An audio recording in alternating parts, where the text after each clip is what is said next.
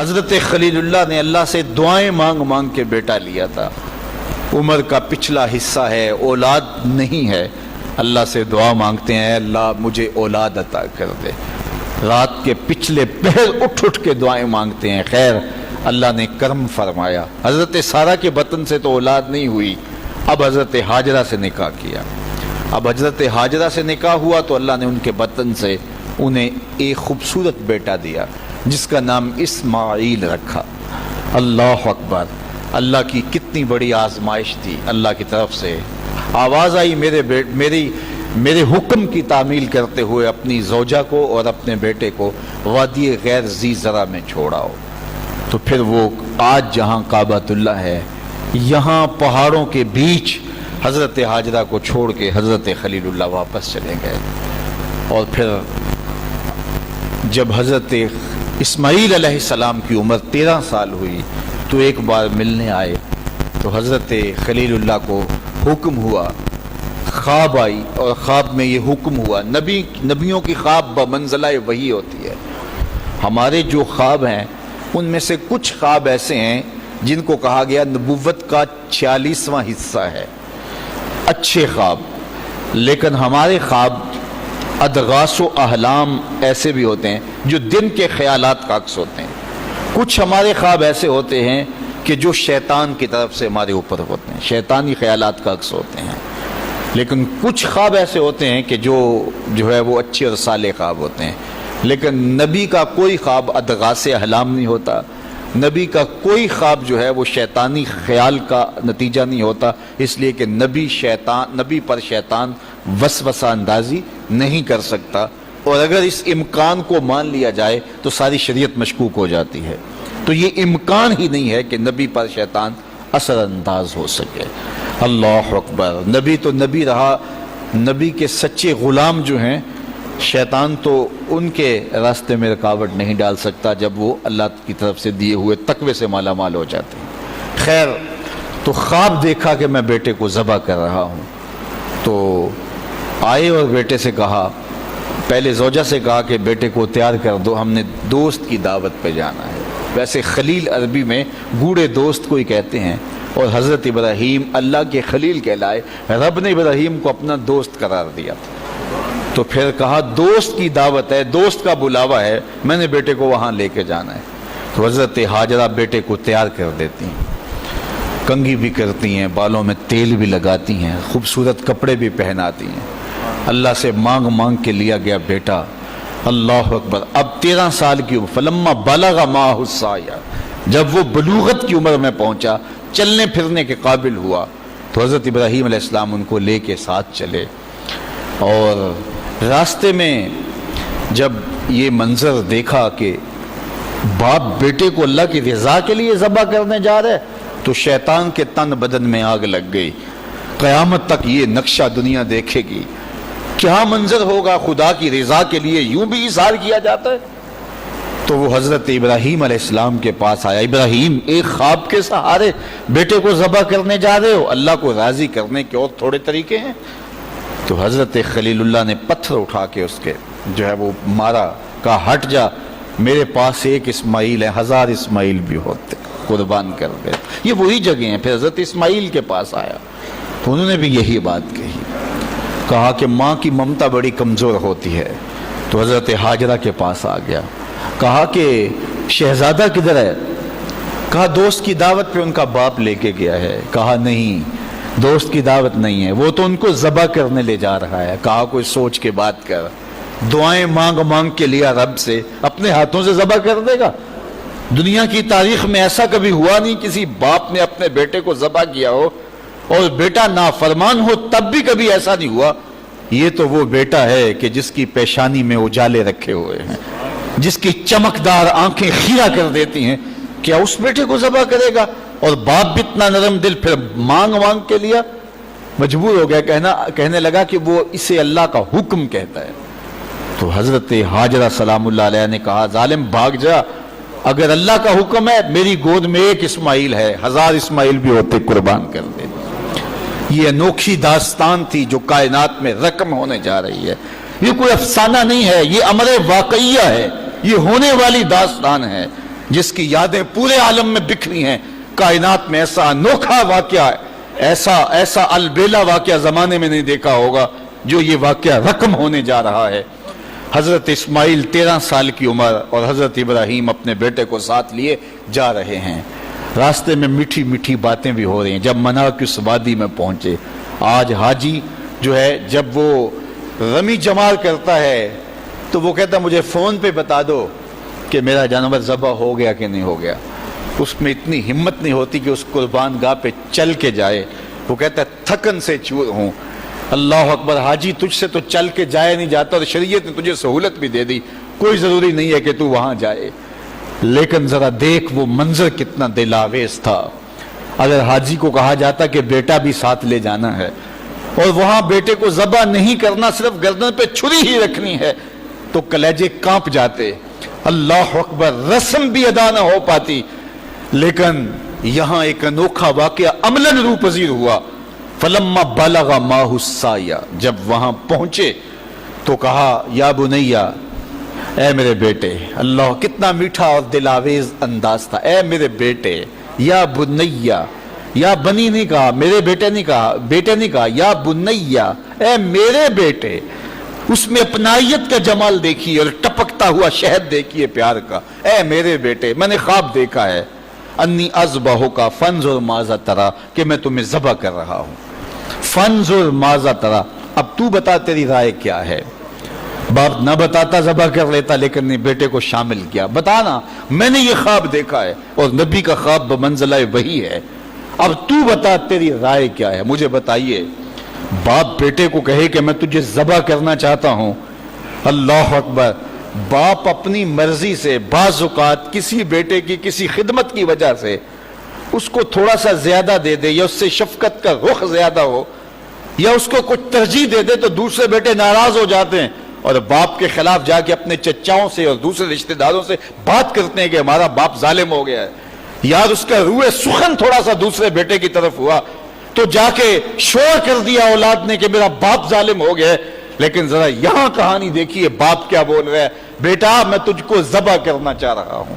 فانظر ماذا تری، مجھے بتا تیری رائے کیا ہے. تو بیٹا کیا جواب دیتا ہے؟ کائنات میں ایسا منظر نہیں دیکھا ہوگا. بیٹا خاموش ہو جاتا، سر جھکا لیتا. یہ بھی بڑی بات تھی، امتثال امر تھا. بیٹا کہتا جی جس طرح آپ نے دیکھا میں تو کچھ نہیں کہہ سکتا. یہ بھی امتثال امر تھا. بیٹا کہتا ٹھیک ہے آپ کر لیجیے جو آپ نے کرنا ہے.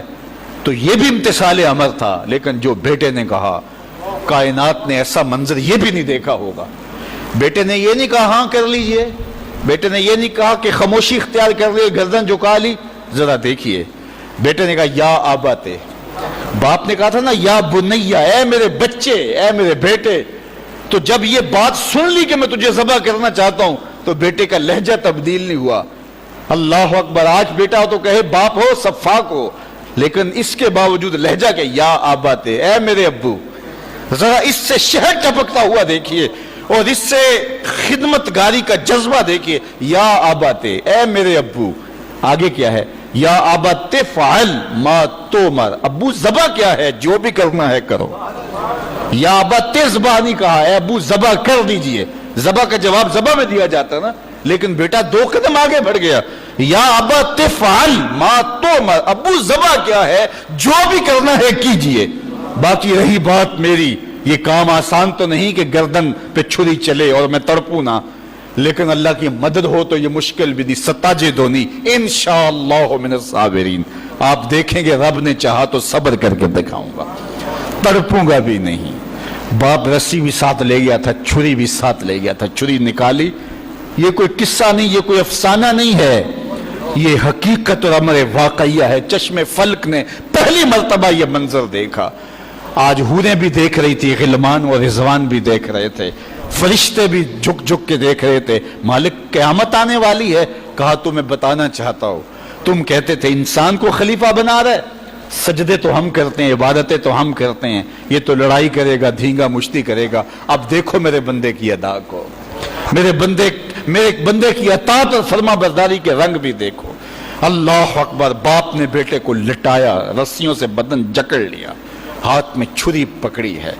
اللہ اکبر. حضرت اسماعیل کو لٹایا. قرآن نے وہ باقاعدہ منظر نکاری کی ہے.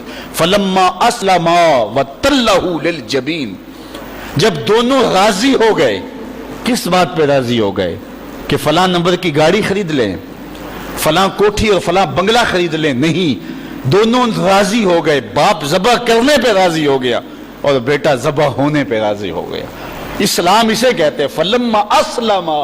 یہاں لفظ جب دونوں نے رضا کر لی، طے کر لیا، دونوں نے سر جھکا لیا. الاسلام گردن نہادن، اسلام کا معنی ہے گردن رکھ دینا. تو دونوں نے جب گردنیں رکھ دی اللہ کے حکم پر، باپ ذبح کرنے پہ تیار ہو گیا اور بیٹا ذبح ہونے پہ تیار ہو گیا. سینے میں دل رکھنے والے ہو، بیٹے کا ذبح کے لیے تیار ہو جانا چھوٹی بات نہیں تھی، لیکن باپ کا اپنے ہاتھوں سے بیٹے کو ذبح کرنا یہ اس سے بھی بڑی بات تھی. یہ تماشائے لبے بام نہیں تھا. لیکن آج زمانہ اس منظر کو دیکھ رہا ہے. منا کے سیاہ پہاڑوں میں یہ کہانی رقم ہونے جا رہی ہے. باپ نے ہاتھ میں چھری پکڑی اور بیٹے کو لٹایا. قرآن بتاتا ہے فلما اسلما، جب دونوں راضی ہو گئے، وتلہ للجبین، اور باپ نے بیٹے کو پیشانی کے بل لٹایا. اس پر مفسرین نے دو باتیں کی ہیں. للجبین کا معنی کیا ہے کہ پیشانی کے بل لٹایا، پیچھے سے ذبح کرنا چاہ رہے تھے. اور دوسرا یہ ہے کہ جس طرح جانور کو ذبح کیا جاتا ہے تو اس کی گردن کو بل دے کر کے ماتھا زمین پہ لگایا جاتا ہے کہ رگیں تن جائیں اور گردن کھل جائے تاکہ ذبح کرنے میں آسانی ہو. تو کہا کہ گردن کو جو ہے وہ کشادہ کرنے کے لیے آپ کا نازک گلا گھما کر کے پیشانی پہاڑ پتھر کے ساتھ لگائی اور رگیں تن گئی. پورا بدن جکڑا تھا رسیوں سے. اور حضرت ابراہیم نے خود بھی پٹی باندھی تھی کہ یہ منظر اتنا آسان تو نہیں ہے. اللہ اکبر. اچانک حضرت اسماعیل نے کہا ابا جان میری رسیاں کھول دو. بیٹا کیا ہوا؟ کہا کھول دو رسیاں. بیٹا ابھی تو کہہ رہے تھے یا ابت افعل ما تؤمر، جو کرنا ہے کیجئے، اب کیا بول رہے ہو؟ کہا کل کا مورخ لکھے گا باپ ذبح کرنا چاہتا تھا، بیٹا ذبح ہونا نہیں چاہتا تھا. باپ نے باندھ کے کیا ہے. کھول دو رسیاں، نہیں تڑپوں گا. رسیاں کھول دی گئیں. حضرت ابراہیم نے ہاتھ میں چھری پکڑی ہے لیکن پٹی برابر بندھی ہے. بیٹے فلما اسلما وتلہ للجبین. اللہ اکبر. تو پوری قوت کے ساتھ چھری کو نازک ریشم جیسی گردن پہ رکھا. ابراہیم تیرے حوصلے پہ قربان، اسماعیل تیری فرما برداری پہ قربان. اقبال بولے یہ فیضان نظر تھا یا کہ مکتب کی کرامت تھی، سکھائے کس نے اسماعیل کو آداب فرزند. بیٹا لیٹا ہے، رسیاں بھی کھلی ہیں، تڑپتا بھی نہیں ہے، آہو فغاں بھی نہیں کرتا، آنکھوں میں آنسو بھی نہیں ہے. باپ نے ہاتھ میں چھری پکڑی ہے، بیٹے کی نازک ریشم جیسی گردن پہ رکھی اور پوری قوت سے چھری کو دبا دیا. لیکن ہوا کیا کہ ایک بال بھی نہیں کٹا. چھری کو پاس پڑے پتھر پہ مارا. لکڑی پڑی تھی، پتھر پڑا تھا، مارا، وہ کٹ گیا. لما تقطعی یا سکین، اے سکین ہے چھری تو کیوں نہیں کاٹتی؟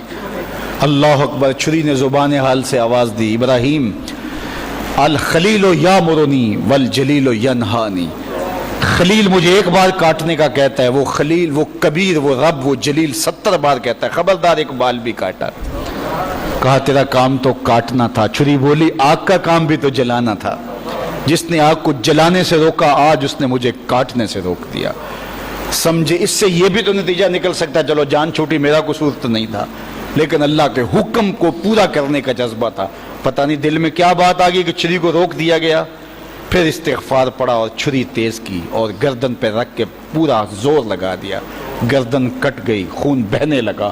خوش ہو گئے کہ بڑا کام تھا کر گزرا. جلدی جلدی پٹی کھولی تو دیکھا ذبح ہونے والا بیٹا نہیں دمبا تھا.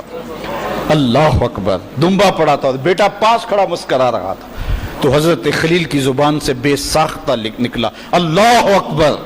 تو حضرت اسماعیل بولے لا الہ الا اللہ واللہ اکبر. پاس جبریل کھڑے تھے، کہا اللہ اکبر وللہ الحمد. آواز آئی فلما اسلما وتلہ للجبین ونادیناہ ان یا ابراہیم قد صدقت الرؤیا انا کذالک نجزی المحسنین. آواز آئی ابراہیم تو نے واقعی خواب پورا کر دکھایا. تو نے تو اپنے گمان میں بیٹے کی گردن پہ چھری چلائی، لیکن یہ ہم نے اس وقفے میں دمبا رکھ دیا. تم نے واقعی خواب پورا کر دکھا. وفدیناہ بذبح عظیم. ہم نے ان کے جو ہے بدلے میں ایک دمبا دے دیا اور ہم نے اس کو پچھلوں کے لیے سنت رکھ دیا۔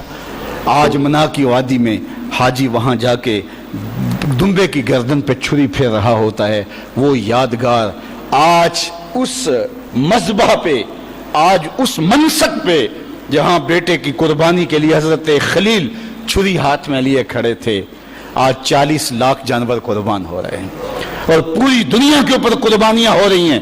اللہ اکبر، وہاں آواز آتی ہے سلام علی ابراہیم، اے ابراہیم تیرے اوپر سلام۔